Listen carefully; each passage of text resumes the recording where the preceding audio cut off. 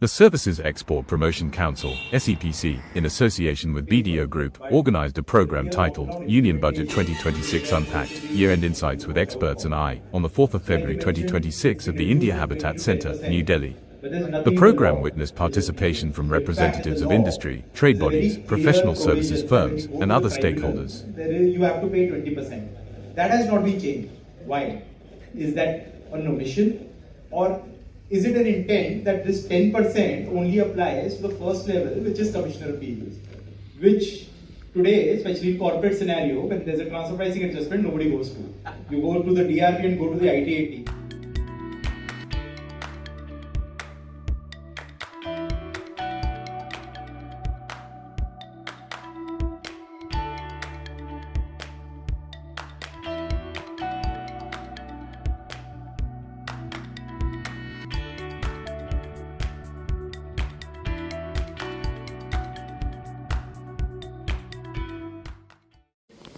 Yes, I might have an issue of law. Let's say 3B versus 2. I will have 10 matters, Ajay will be having 15, you will be handling 20. Okay? So they'll be filed across the country. The president can have the power to call this in the principal bench. Wonderful. What about the other 5 grounds of appeal that I have on that same issue? Who will hear those? Now this was supposed to reduce the multiplicity of proceedings. If I as a single taxpayer have to argue one matter in 2 tribunals, it is not replacing. I think that clarity is still required, at least to me. Yeah. And finally, when will the tribunal function? I mean, you have tribunals where the members have been appointed, good, but they still don't have an office. Yeah, there are no buildings, that's what we hear. So I think a very good thoughts which were given to us. Now I'll just come to Ajay, talking about this appellate jurisdiction versus the writ jurisdiction, which is the common we are witnessing in the last 6 months. Whenever you go to a high court, the high court judge says that the tribunal is functional, so therefore we are extending, giving 2 months time.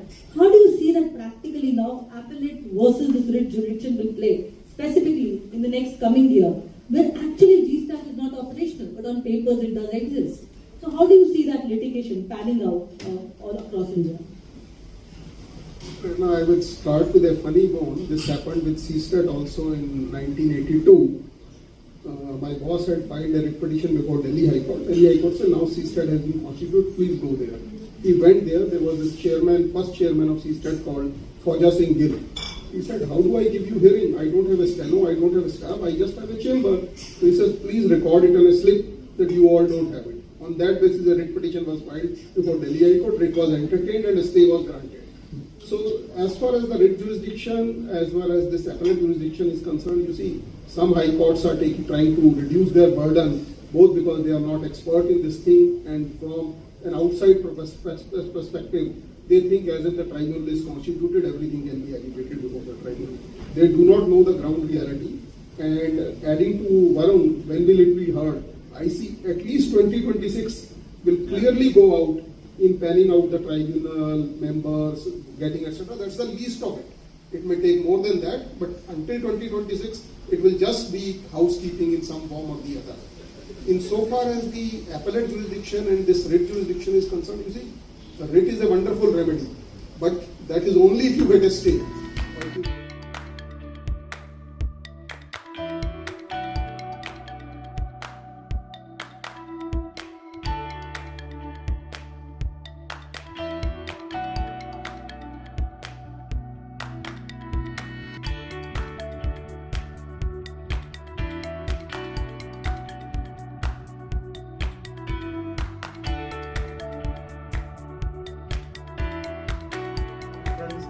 And clarity for a long time to foreign investors.